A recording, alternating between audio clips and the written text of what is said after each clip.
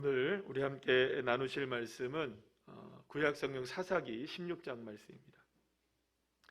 사사기 16장 26절부터 31절까지 말씀, 제가 가진 성경으로는 391쪽입니다. 구약성경 391쪽, 사사기 16장 26절에서 31절까지의 말씀, 우리 다 같이 함께 한 목소리로 합독하시겠습니다. 삼손이 자기 손을 붙든 소년에게 이르되 나에게 이 집을 버틴 기둥을 찾아 그것을 의지하게 하라 하리라. 그 집에는 남녀가 가득하니 블레셋 모든 방백들도 거기에 있고 지붕에 있는 남녀도 3,000명가량이라. 다 삼손이 재주 부리는 것을 보더라. 삼손이 여호와께 부르짖어 이르되 주 여호와여 구하옵나니 나를 생각하옵소서. 하나님이여 구하옵나니 이번만 나를 강하게 하사 나의 두 눈을 뺀 블레셋 사람에게 원수를 단번에 갚게 하옵소서 하고, 삼손이 집을 버틴 두 기둥 가운데 하나는 왼손으로 하나는 오른손으로 껴 의지하고, 삼손이 이르되 블레셋 사람과 함께 죽기를 원하노라 하고 힘을 다하여 몸을 굽히매 그 집이 곧 무너져 그 안에 있는 모든 방백들과 온 백성에게 덮이니 삼손이 죽을 때에 죽인 자가 살았을 때에 죽인 자보다 더욱 많았더라. 그의 형제와 아버지의 온 집이 다 내려가서 그의 시체를 가지고 올라가서 소라와 에스다올 사이 그의 아버지 마노아의 장지에 장사하니라. 삼손이 이스라엘의 사사로 20년 동안 지냈더라. 아멘. 할렐루야. 옆에 있는 분들과 인사 나누겠습니다. 반갑습니다. 감사합니다. 자, 오늘은 이 밤에 제목을 이렇게 정해봤습니다. 다 같이 한번 읽어볼까요? 시작. 나를 기억하시고 힘주시는 주님께 기도하라. 이런 제목으로, 좀 제목이 깁니다. 나를 기억하고 힘주시는 주님께 기도하라 라는 제목으로 함께 은혜를 나누겠습니다. 사사기에는 모두 12명의 사사가 등장을 합니다. 드보라도 나오고 여러 사람들이 많이 나오고 온니엘부터 시작해서 많은 사람들이 이렇게 사사가 등장하게 되는데요. 그 중에서 여러분들 가장 기억에 남는 유명한 사사들을 꼽으라면 아마도 여러 사람들이 이렇게 떠오르긴 하지만, 그래도 가장 유명한 사사를 뽑는다면은 그래도 13만 5천 명 미디아 군인들을 300명으로 이긴 용사인 이 기드온 같은 그런 사람들이 딱 떠오르게 될 것이라고 생각합니다. 엄청나죠. 사실은 300명으로 14만 5천 명을 죽인다는 게 쉬운 일이 아닌데, 그것을 믿음으로 감당해냈던 정말 놀라운 용사 기드온이 이렇게 떠오르게 될 겁니다. 또 거기에 또 한 분을 더 이제 생각을 해낸다면, 오늘 본문에서 우리 함께 보려고 하는 이 삼손이라는 사사, 아마도 이제 삼손에 대해서 우리가 아마도 기억을 하게 될 거예요. 근데 삼손에 대해서는요, 사실은 이게 평가가 극명하게 엇갈릴 수 있어요. 왜냐하면 삼손을 믿음이 좋은 사람이라고 보는 사람도 있고, 삼손을 또 나름대로는 굉장히 이제 한량처럼 이제 믿음이 있긴 뭐가 있어 이렇게 생각하는 분들도 있긴 해요. 왜냐하면 사실은 그의 인생을 이렇게 살아온 인생들을 쭉 바라보면 너무 이게 기복이 심해요. 좋을 때는 갑자기 좋아지고, 나쁠 때는 좋다가도 뒤로 돌아버려갖고 정말 이상한 인생이 돼버리고 이런, 그리고 또 나귀 턱뼈로 사자 때려 죽이고 그런 일들 많고, 또 블레셋 밭에다가 불 지를 때는 어떻게 합니까? 그냥 불 질러도 되는데 여우 잡는 것도 힘들겠죠, 그죠? 300마리 여우를 어디서 잡아요, 여러분들? 생각해보세요. 갑자기 300마리가 어디서 나타날까요?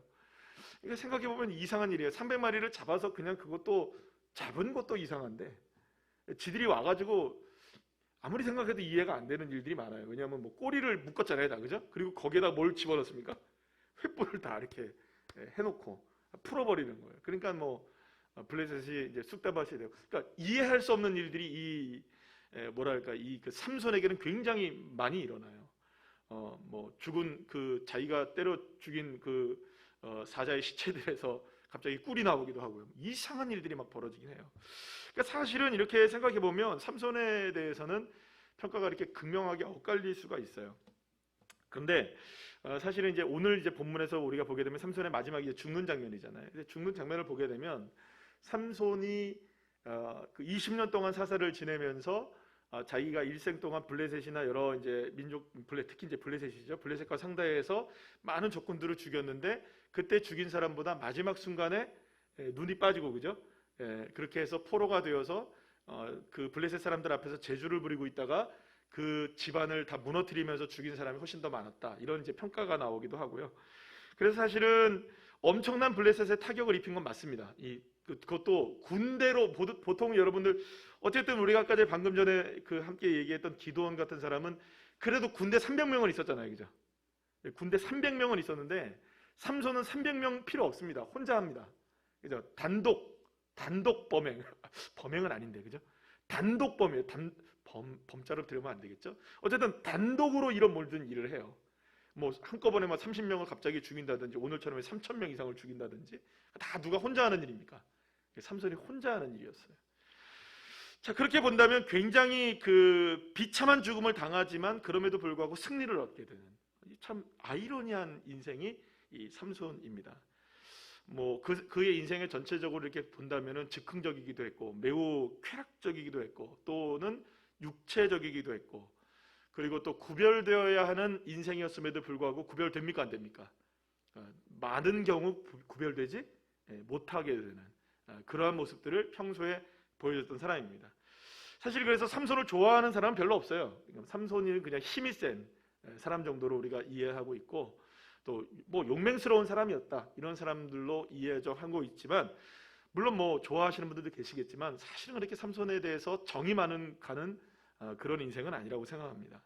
그런데 여러분 놀라운 것 한 가지는 뭐냐면 우리가 삼손을 이제 성경을 통해서 사사기를 통해서 만나게 되는 이 삼손의 모습들을 쭉 보게 되면 사실은 정내미가 떨어지는 일들이 굉장히 많아요. 정내미가 떨어지는 일들이 굉장히 많은데도 불구하고 이상하게도 삼손에 대해서 하나님이 뭐라고 얘기하시냐면 성경에 뭐라고 얘기하냐면 여호와 하나님의 영이 임하여 이런 얘기를 해요. 계속해서. 그러니까 한 번, 두 번 얘기하는 게 아니에요. 그게 몇 차례에 걸쳐서 중요한 순간들마다 여호와의 영이 임하여서 무엇인가를 하게 되는 일들이 벌어지게 돼요.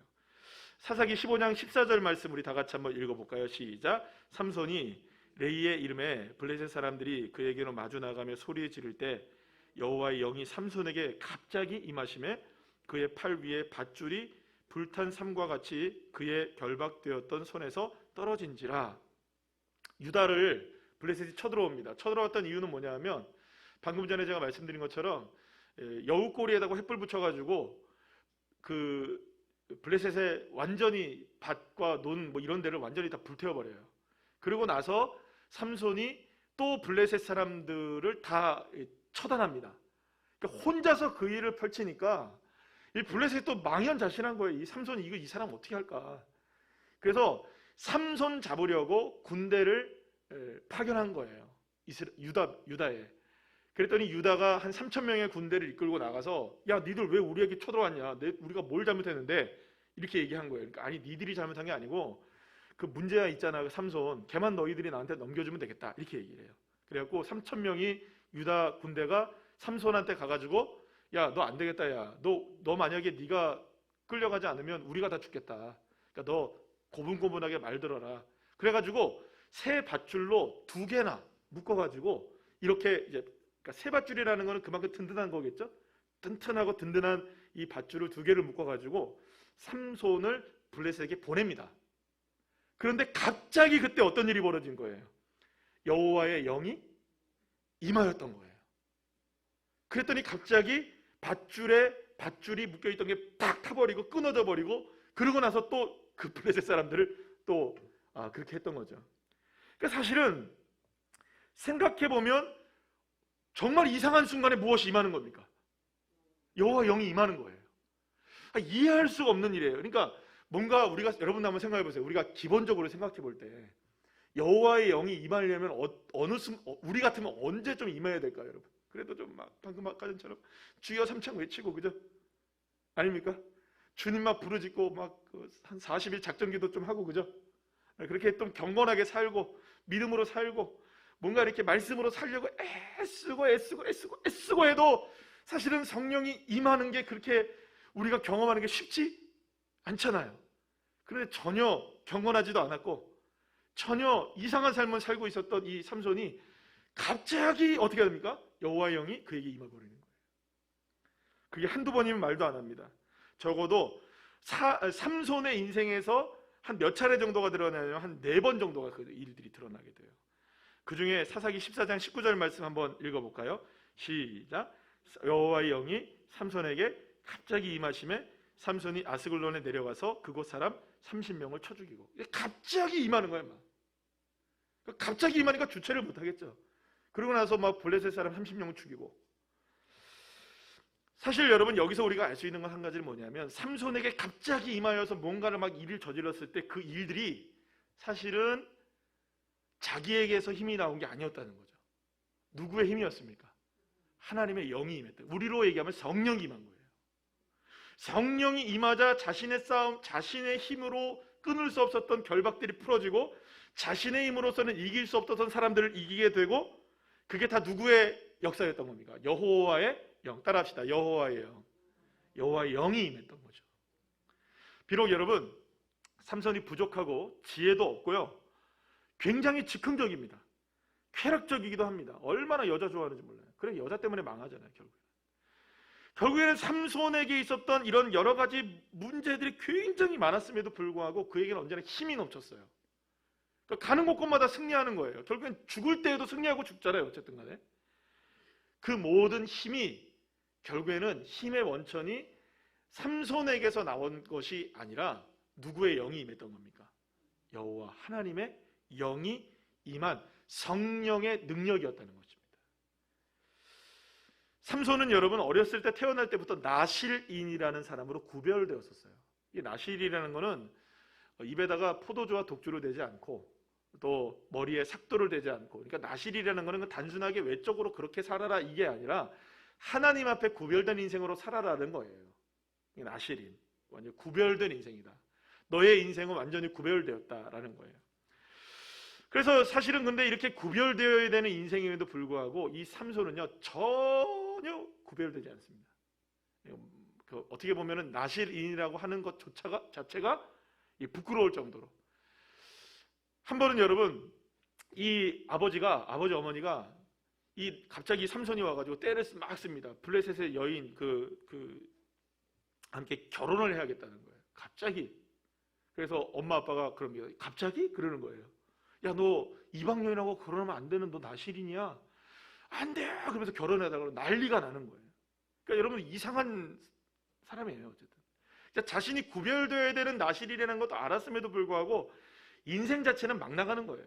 구별 그럴 필요 없다. 내 마음대로 그냥 내 뜻대로 내가 마음 내키는 대로 내가 살겠다. 막 이런 인생이었던 거죠. 그런데 비록 그렇게 삼손이 구별된 삶을 살지 않았지만 그럼에도 불구하고 사랑하는 여러분, 이상하게도 하나님은 계속하여 삼손의 인생을 추적하시면서 그의 인생을 구별시키십니다. 사람으로서는 구별될 수 있는 것이 거의 없어요. 사실 어떻게 본다면 이게 굉장히 중요한 점인데요. 사실 누가 누구보다 좀 나을 수는 있지만 우리의 인생은 사실상 50보 100보들이에요. 다들. 그죠? 우리 다 뭐 비슷한 사람들이에요. 별반 차이가 없습니다. 어떻게 보면 이렇습니다. 여러분, 심각한 죄를 지은 사람과 가벼운 죄를 지은 사람의 죄는 사실상 천국에 가면 둘 다 똑같은 뭡니까? 똑같은 죄인이에요.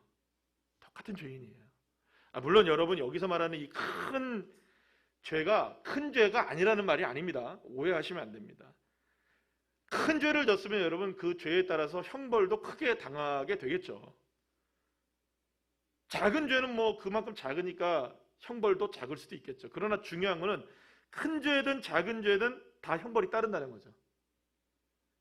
큰 죄든 작은 죄든 그거 모두가 다 죄라는 겁니다. 죄의 본질은 변하지 않는다는 거죠. 어쨌든 중요한 것은 삼손이 이렇게 자신의 삶으로는 구별되지 못했다 할지라도 끊임없이 하나님은 삼손을 구별시키고 계셨다는 거예요. 결국 사랑하는 여러분, 구별되는 은혜는 나의 능력으로 구별되는 게 아니고요, 하나님이 구별시키셔야 합니다. 그러니까 내가 포도주와 독주를 마시지 않고 머리에 삭도를 대지 않는다 해서 구별되는 나시린이 되는 게 아니라, 비록 그렇게 살지 못하는, 구별된 인생을 살지 못한다 할지라도 주님이 구별하시면 구별되어진다는 거예요. 사랑하는 여러분, 여기에 하나님의 은혜가 있는 줄 믿으시길 바랍니다. 주님이 저와 여러분을 구별하시는 거예요. 저와 여러분이 조금 더 죄를 많이 지은 사람과 비교했을 때 조금 더 낫기 때문에, 혹은 다른 사람에 비해서 우리가 조금 더 주님을 사랑하기 때문에, 조금 더 주님을 향해 은혜를 갈망하기 때문에 우리를 구별하시는 게 아니라, 사실은 거기에서 거기가 거기고 여기가 여긴 거예요. 우리가 구별될 수 있는 은혜는 딱 한 가지입니다. 하나님의 은혜. 주님께서 구별시키셔야 합니다. 그래서 여러분, 사랑하는 여러분, 누군가 어떤 사람을 위해서 여러분들이 기도하실 때, 우리 자녀일 수도 있고, 가정일 수도 있고, 뭐 우리가 아는 일가 친척일 수도 있고, 부모님일 수도 있고, 또 그럼 내가 아는 지인일 수도 있고요. 뭐 그런 많은 사람들을 위해서 기도할 때, 내 노력과 그 사람의 노력으로 구별될 수 있다는 생각을 버리셔야 합니다. 누가 구별시키셔야 합니까? 끊임없이 하나님께 구하셔야 됩니다. 하나님, 내 자녀를 구별시켜 주십시오. 비록 삶은 그런 모양이라 할지라도, 그의 인생의 힘으로서는 구별될 수 없어도 하나님이 구별시켜 주십시오. 하나님이 붙들어 주십시오. 하나님이 간섭하여 주십시오. 그리고 결국에는 그게 누구의 뜻이라는 걸 알게 하십시오. 하나님의 뜻이라는 걸 알게 해 주십시오. 사랑하는 여러분, 그 기도가 중요한 기도입니다. 저와 여러분에게도 마찬가지입니다. 내가 어떻게 구별될 수 있을까요? 내가 어떻게 이 세상을 살아가면서 남다른 인생을 우리가 살아갈 수 있을까요? 주님이 구별시키셔야만 하는 겁니다. 주님이 구별시킬 수 있도록. 전적인 하나님의 은혜인 거예요. 내가 구별될 수 있는 은혜는. 삼손의 삶을 통해서 드러내 주시는 하나님의 은혜는 바로 여기 있는 겁니다. 그래서 사랑하는 여러분, 우리가 기도하실 때 하나님의 능력으로 구별시켜 달라고 그렇게 기도하는 저와 여러분 되시길 간절히 축원합니다. 또한 여러분, 삼손을 생각하면 떠오르는 여인 하나가 있죠. 이거는 뭐 영화로도 오래전부터 만들어져서 유명한 사람이기도 하고, 들릴라, 그죠? 들릴라, 발음이 좀 들릴라, 그죠? 누구한테 들릴라 모르겠네. 블레셋 사람들에게 메시된 들릴라의 유혹에 넘어가서 삼손이 자기의 힘의 원천을 수수께끼 내잖아요. 머리도 똑똑하지 않은데 수수께끼 막 내잖아요, 그죠? 수수께끼 때문에 망한 인생이잖아요. 그래서 수수께끼를 막 합니다. 그래서 결국에는 수수께끼 못 푸니까 막 들릴라가 막 들었다 놨다 하자, 막 이제 삼손을. 그래갖고 결국에는 어떻게 됩니까? 아리켜 주는 거예요. 너한테만 말인데 비밀 얘기해 주는 거예요. 내 머리카락에서 힘이 나온다? 그렇게 얘기했던 거예요. 그러니까 머리 탁 잘라버리죠. 결국엔 삭발되고 눈도 뽑히고 결박되어서 블레셋의 조롱거리가 되는 비극적인 시간을 맞이하게 됩니다. 유혹에 넘어간 거죠. 그만큼 삼손은 쾌락적인 인생을 살았습니다. 여인의 치마폭에 안겨서 정신 못 차리는 인생이었죠. 그런데 여러분, 그런 사람을 하나님이 왜 사용하실까? 그런 사람을 왜 하나님의 역사하실까? 생각이 들기도 하는데요. 그런데 그러한 상황마저도 하나님은 하나님의 뜻을 이루는 과정으로서의 삼손을 사용하십니다. 그러니까 처음부터 제가 말씀드린 것처럼 삼손이라는 인생을 이해하기 힘든 인생입니다. 그런데 방금 전에 구별되게 한 것도 누구의 은혜였습니까? 하나님의 은혜였던 것처럼 삼손의 엉망진창인 삶에도 불구하고 그의 인생을 사용하신 분은 또한 누구시라는 거예요. 하나님이 사용하신다는 거예요. 그런 인생도 사용하신다는 거예요. 그런데 여러분, 이 들릴라를 만나기 이전에 삼손이 그 블레셋의 딥나 여인과 결혼하는 그런 사건이 벌어지죠. 그래서 이방 여인과 결혼을 하려고 할 때 부모님들이 반대합니다. 야, 너 정신 나갔냐? 그래서 반대를 해요. 그럴 때 성경은 이렇게 얘기를 합니다. 성경 뭐라고 얘기하냐면 사사기 14장 4절 말씀인데요. 한번 읽어볼까요? 시작. 그때 블레셋 사람이 이스라엘을 다스린 까닭에 삼손이 틈을 타서 블레셋 사람을 치려 함이었으나 그의 부모는 이 일이 여호와께로부터 나온 것인 줄은 알지 못하였더라. 이게 무슨 말이냐면 삼손이 처음부터 이 블레셋을 치기 위해서 계략적으로 딥나 여인과 결혼했느냐 그 얘기를 하는 게 아니고요. 마지막 평가를 얘기하는 거예요. 삼손도 지가 원하는 대로 쾌락적으로 그냥 하다 보니까 이 블레셋의 딥나 여인이 눈에 쏙 들어와가지고 결혼하지 않아야 될 인생인데도 불구하고 결혼하겠다고 떼쓰고 가다가 막 그렇게 된 거예요. 그죠? 그런데 그 모든 과정 속에서 하나님이 개입하고 계셨고, 하나님은 그렇게 구별되지 못한 인생을 살아가는 그런 망나니적인 쾌락적인 인생을 살아가는 죄악에 빠져있는 이 삼손을 통해서도 하나님께로부터 모든 일이 이루어지고 있었다는 것을 성경이 기록하고 있다는 거예요. 여러분, 여기서 중요한 건 뭐냐면 방금 전에 말씀드린 것처럼 구별되게 하시는 분도 하나님이시고, 때로는 죄의 유혹에 물들기도 하고 그렇게 실패한 인생으로 살아가기도 하지만, 하나님은 그러한 상황 속에서도 여전히 하나님의 일을 진행하고 계신다는 겁니다. 사랑하는 여러분, 우리가 실패했다고 하나님이 멈추시는 분이 아니십니다. 우리가 넘어졌다고 주님이 포기하신 분이 아니십니다.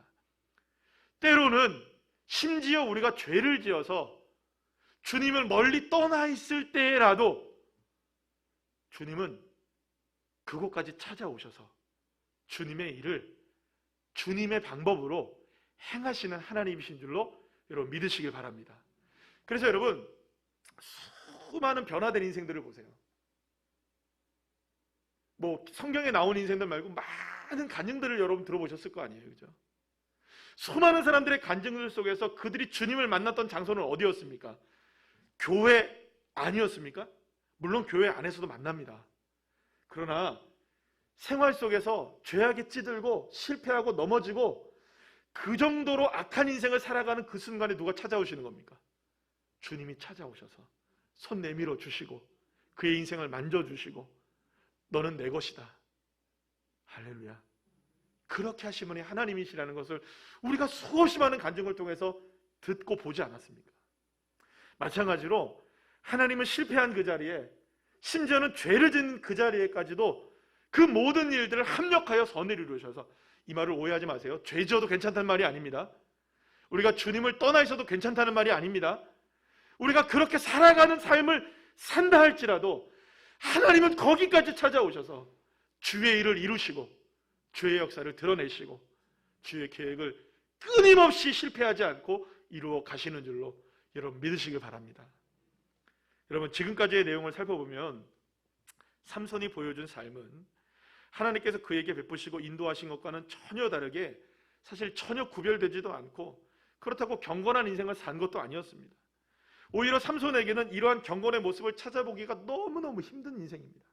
그러나 그럼에도 불구하고 하나님은 삼손을 통해 일하셨고, 그럼에도 불구하고 연약함에도 불구하고 부족함에도 불구하고 심지어 죄악에도 불구하고 구별되지 못한 경건하지 못한 인생을 살았음에도 불구하고 하나님은 그를 떠나지 않으셨고 삼손을 통해 역사하고 계셨음을 여러분 믿으시길 바랍니다. 사랑하는 여러분, 여기서 제가 이 원고에는 제가 쓰지는 않았지만 우리가 우리의 자녀들을 놓고 우리가 많이 기도하잖아요. 여러분들, 우리의 자녀들이, 여러분들의 자녀들 가운데 어렸을 때 주님을 향해서 믿음을 가지고 있었던 자녀들이 많이 계신 줄 압니다. 혹은 주님을 믿다가 지금 이렇게 주님을 떠나 있는 자녀들도 있을지도 몰라요. 많이 있을 거라고 생각합니다. 그러나 여러분들이 어린 시절에 그 아이들을 놓고 기도하실 때 주님, 이 아이의 인생을 주님께 구별시켜 바칩니다 라고 주님 인도해 주세요 라고 고백한 기도가 주님이 들으셨음을 여러분 믿는다면, 아멘, 할렐루야. 그러면 주님께서요, 지금은 비록 주님을 멀리 떠나 있는 것 같아도 그곳에서도 주님이 계속 구별시키고 계시님을 여러분 믿으셔야 합니다. 그리고 언젠가 때가 되면, 언젠가 그날이 오면 주님이 하셨다고 고백하며 주님 앞에 나와 회개하고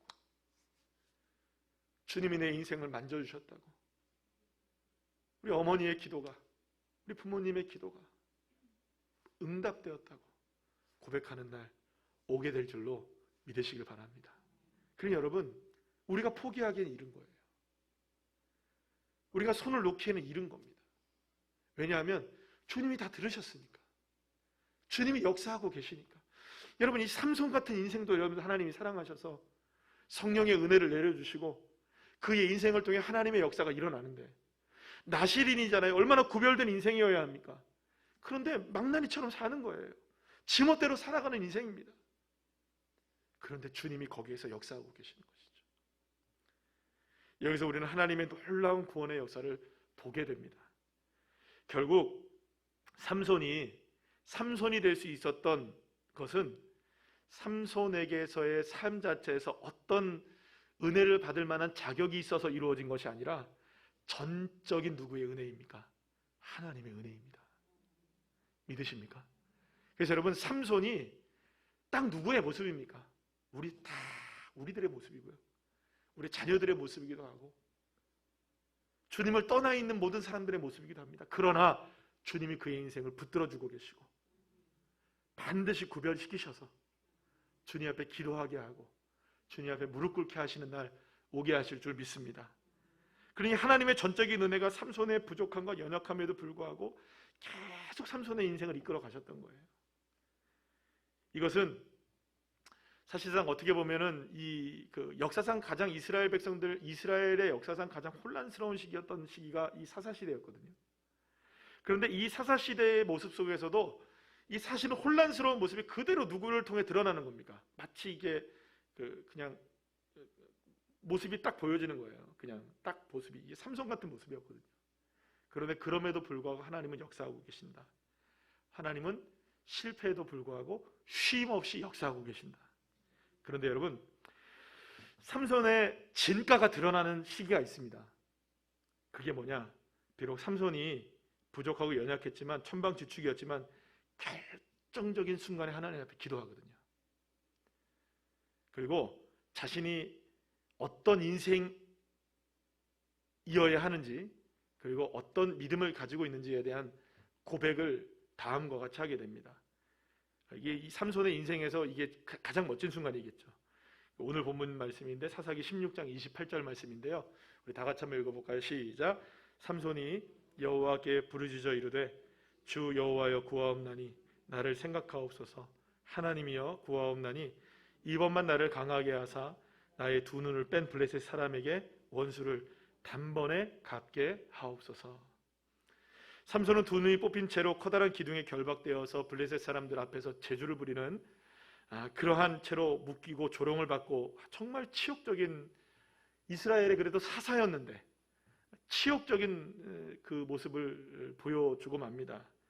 그런데 바로 그때 여러분, 삼손이 갑자기 괴력이 나온 게 머리카락이 자랐기 때문이 아닙니다. 어떤 분들은 머리카락이 좀 자라니까 이게 딱 머털도사 아니에요, 여러분. 삼손은 절대 머리카락 자랐기 때문에 그런 게 아닙니다. 하나님 앞에 기도한 거예요. 하나님 간절하게 기도합니다. 하나님 앞에. 어쩌면 평생에 가장 진지하게 하나님을 향해 기도했던 순간이었던 거예요. 삼손이 첫 번째로 기도했던 게 뭐냐? 하나님께 자신을 기억해달라고 기도합니다. 따라합시다. 하나님, 나를 기억해 주세요. 여러분, 좀 뻔뻔하지 않습니까? 좀 뻔뻔하죠? 왜요? 구별됐습니까? 안 됐습니까? 엉망진창으로 살았잖아요. 그래도 삼손은 하나님 앞에 뭐라고 기도하느냐? 하나님, 나를 기억해 주십시오. 하나님, 나를 기억해 주십시오. 하나님이 나를 기억해 주시기만 한다면 그것으로 족합니다. 이렇게 기도했던 거죠. 사랑하는 여러분, 우리에게 많은 기도가 필요한 게 아니에요. 주님이 나를 기억하시면 됩니다. 주님이 우리의 자녀를 기억하시면 됩니다. 주님이 누군가를 기억하시면 됩니다. 사랑하는 여러분, 주님이 나를 기억하시기를 소망하시기를 축복합니다. 주님, 나를 기억해 주세요. 내 이 모습을 기억해 주세요. 삼손이 얼마나 비참한 상황이었습니까? 하나님, 두 눈이 다 뽑히고 결박돼서 제주를 넘고 있는 이런 여호와 하나님의 이름이 망령되이 일컬어지는 쏟아지는 비난 속에 주님 나를 기억해달라고, 그 자리에서 주님이 나를 기억해달라고 간절하게 고백했던 겁니다. 사랑하는 여러분, 내가 처한 상황이 어떠하든 주님이 나를 기억하시면 그것으로 족한 겁니다. 그것이 삼손의 기도였고 오늘 저와 여러분의 기도가 되시기를 간절히 축원합니다. 두 번째는 삼손이 뭐라고 고백하냐면 나를 강하게 하시는 분이 하나님이십니다. 나를 강하게 하시는 분이 누구시라고요? 하나님이십니다. 비록 지금까지 삼손이 살아왔던 모든 순간에는 자기의 힘을 의지했어요. 여러분, 낙이 턱뼈 하나 가지고 이렇게 팍 치고 사람들 무더기로 치고, 그죠? 그렇게 해서 자기의 힘을 의지하고 살았는데 알고 보니 내 힘이 아니라 누구의 힘이었더라? 여호와 하나님의 힘이었더라. 정말로 구별되지 못한 인생을 살았어도 나의 힘이 여호와 하나님이라는 걸 깨닫게 되는 그 순간, 바로 그때가 가장 귀한 순간이 되었던 것이죠. 사랑하는 여러분, 저와 여러분에게 필요한 기도가 무엇일까요? 내 힘이 아니라 하나님의 힘을 의지하는 겁니다. 이번에도 다음에도 언제나 필요한 것은 하나님의 힘밖에 없습니다. 그렇게 기도할 때 우리의 인생 가운데 결박되어 있는 것들이 풀려지게 되고 무너지게 되고 승리하게 되는 하나님의 역사를 이루게 하실 줄로 믿으시길 바랍니다. 마지막으로 삼손의 기도는요, 자신의 목마름을 해결해 줄 수 있는 분이 하나님밖에 없다는 것을 고백합니다. 삼손은 블레셋에 잡혀가면서 뭐라고 고백하느냐, 이게 엔하골에 여기 나오는데요, 사사기 15장 19절에서 20절 말씀 우리 다 같이 한번 읽어보겠습니다. 시작.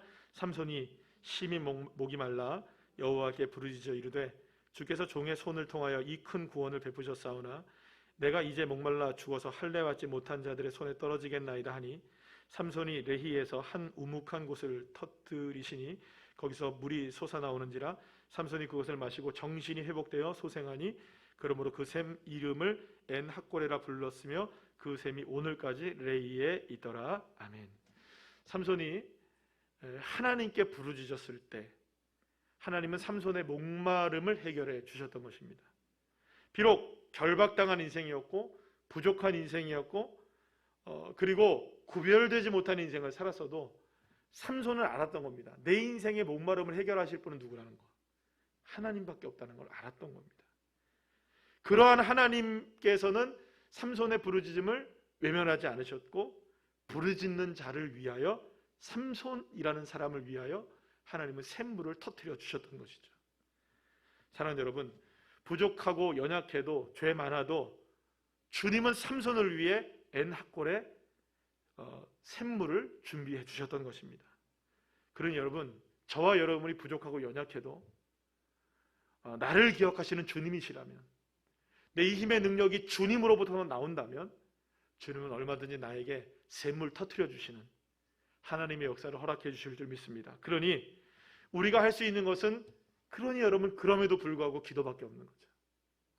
나를 기억하시는 주님을 향해 기도하시고, 나에게 힘 주시는 주님을 향해 기도하시고, 나에게 샘물 예비하실 주님을 향해 기도하시고, 그렇게 간절히 주님의 능력을 의지하며 우리가 오늘 이 밤에 기도할 때에 하나님의 역사, 정말로 구원의 역사, 구별되게 하시는 역사, 회복시키시는 역사, 승리하게 하시는 역사, 할렐루야, 그런 은혜의 주인공들 저와 여러분 모두가 되게 하실 줄로 믿습니다. 이